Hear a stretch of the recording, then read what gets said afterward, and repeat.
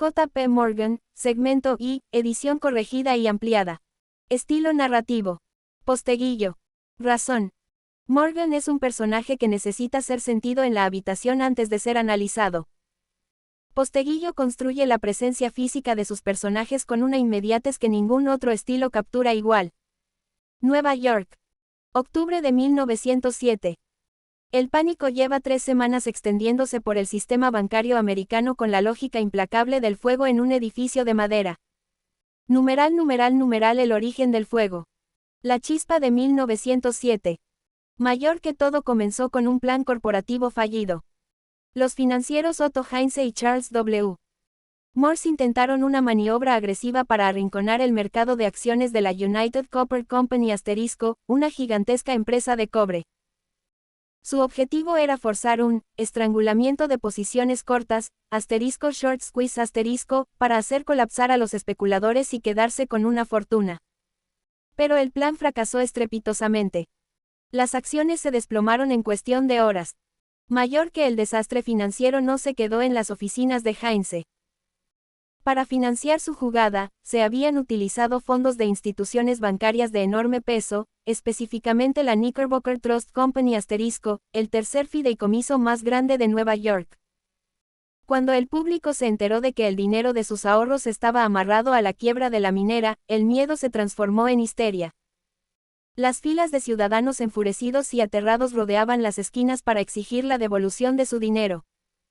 La Knickerbocker * colapsó, y el pánico se contagió a otros bancos como un virus. Mayor que una quiebra aquí produce desconfianza allá. La desconfianza produce retiros masivos. Los retiros masivos producen la quiebra que la desconfianza temía. El ciclo se alimenta solo y nadie en el gobierno federal tiene ni los instrumentos legales ni la autoridad política para detenerlo porque el Banco Central de los Estados Unidos no existe todavía. No existirá hasta 1913. Lo que existe en octubre de 1907 es un hombre de 70 años con bigote blanco, una mirada que sus contemporáneos describían consistentemente como la cosa más difícil de sostener que habían encontrado en una cara humana, y una nariz prominente, deformada y purpúrea. Numeral el peso de la mirada y la carga de la carne. Esa nariz no era una simple imperfección. Era el resultado del rinofima *, una manifestación severa y avanzada de la rosácea crónica que destruía los tejidos sebáceos de su rostro. Para un hombre que dominaba los mercados del mundo, su propia cara era una batalla perdida contra la fealdad. Morgan detestaba que lo fotografiaran sin retoques, ordenaba destruir las placas que mostraran la crudeza de su enfermedad y mandaba pintar retratos al óleo que suavizaran su aspecto. A nivel psicológico, el rinofima forjó en Morgan una armadura de soberbia y un desprecio absoluto por la superficialidad ajena. Sabía perfectamente que el mundo lo miraba con una mezcla de reverencia y asco. En respuesta, él transformó su mirada en un arma de asalto. Si las personas iban a fijarse en su rostro, tendrían que soportar unos ojos oscuros que perforaban como los faros de una locomotora a toda velocidad. No era crueldad, era un control total nacido de la vulnerabilidad física. Mirar a J.P. Morgan a los ojos era la experiencia de ser visto completamente por alguien que ya había superado la vergüenza y no tenía ningún interés en hacer que los demás se sintieran cómodos. John Pierpont Morgan convoca esa noche a su biblioteca privada en Madison Avenue a los hombres más importantes del sistema bancario americano. La biblioteca es deliberada. No su oficina, que hubiera sido territorio de negocios con toda la frialdad que eso implica. Su biblioteca, rodeada de manuscritos medievales y pinturas del Renacimiento italiano y el olor específico de los libros viejos que Morgan coleccionaba con la misma intensidad con que otros hombres de su posición coleccionaban caballos o mujeres. La biblioteca dice algo que Morgan no necesita decir con palabras. Que el hombre que los ha convocado vive en un mundo más amplio que el de los balances bancarios y que esa amplitud es exactamente la perspectiva que la crisis requiere. Los banqueros llegan uno por uno. Algunos con miedo visible. Otros con la rigidez de quienes han decidido que mostrar miedo es más peligroso que tenerlo. Morgan los recibe, los sienta, y durante la primera hora habla muy poco. Escucha. Hace preguntas específicas. Toma notas en una libreta pequeña con una pluma que sostiene con la misma firmeza con que hubiera sostenido cualquier otra herramienta cuya función conoce perfectamente. A la medianoche tiene el mapa completo del problema. Sabe qué bancos pueden sostenerse solos, cuáles necesitan liquidez inmediata y cuáles están demasiado comprometidos para salvarse sin una reestructuración que tomará semanas. Sabe cuánto dinero necesita moverse esa noche y de dónde puede venir. Cierra la puerta con llave. Los banqueros se miran entre sí. Ninguno había anticipado eso. Numeral el pacto a puerta cerrada. ¿Para qué el acuerdo? Morgan les explica claramente el mecanismo de salvación. Para detener la hemorragia, la confianza pública tenía que ser restaurada de golpe a la mañana siguiente.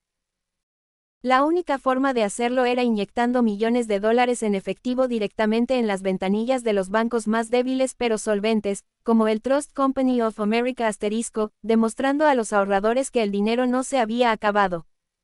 Morgan les exige poner sus propios fondos de reserva en un pozo común. Necesitaba que los banqueros firmaran un acuerdo comprometiéndose a rescatar colectivamente a las instituciones bajo ataque. El plan consistía en que cada banco grande aportaría una cuota millonaria de liquidez para crear un fondo de emergencia que él mismo administraría. Les deja claro que nadie va a salir de esa habitación hasta que hayan acordado el plan que él les va a presentar. Que el plan es el correcto porque los números lo demuestran y los números no tienen opinión.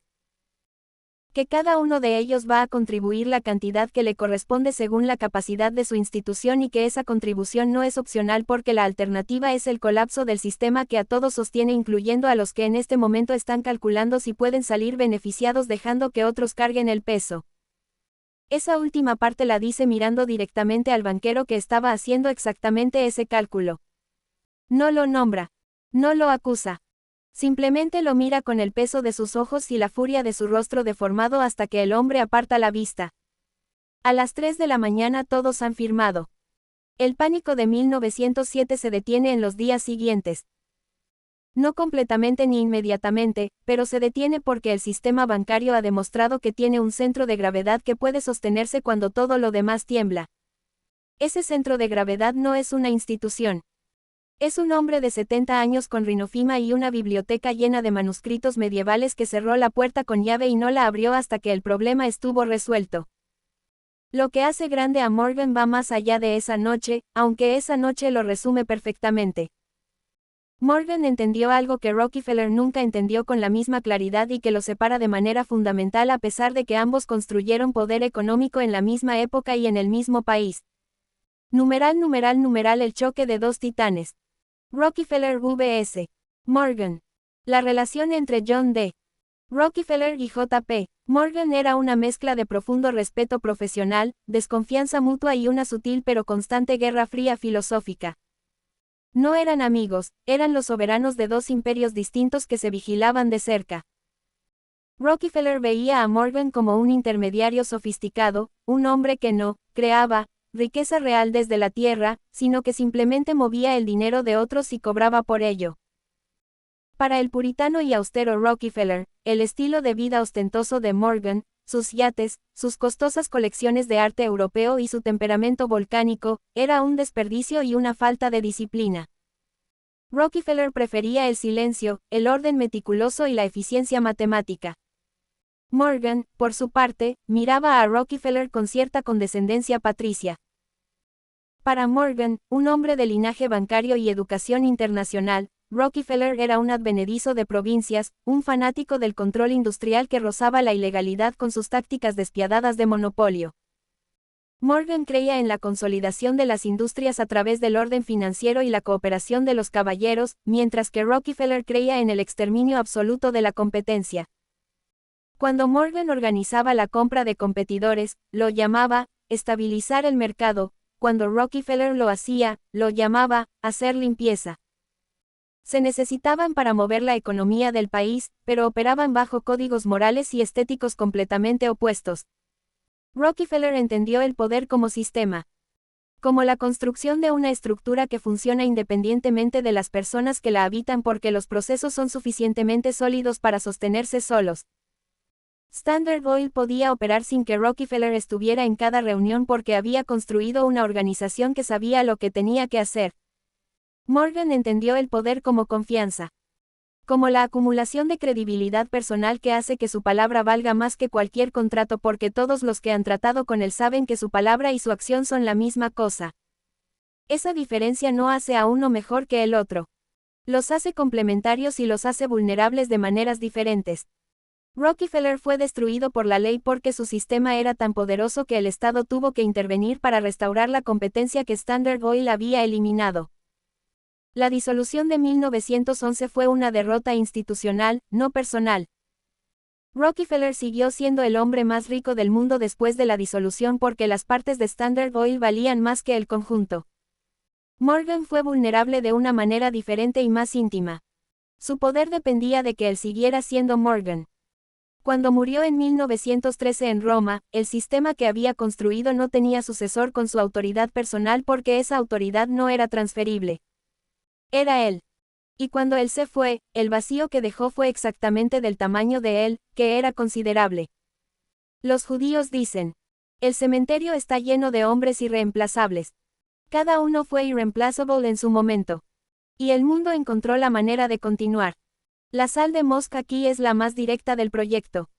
Musk es Rockefeller y Morgan simultáneamente, lo cual debería ser imposible y sin embargo es exactamente lo que es. Es Rockefeller en Tesla y en SpaceX.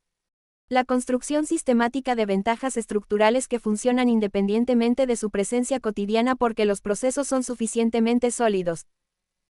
La integración vertical que describimos antes, fabricar internamente lo que otros compran afuera, es el equivalente tecnológico del control de los ferrocarriles que Rockefeller usó para dominar el mercado del petróleo.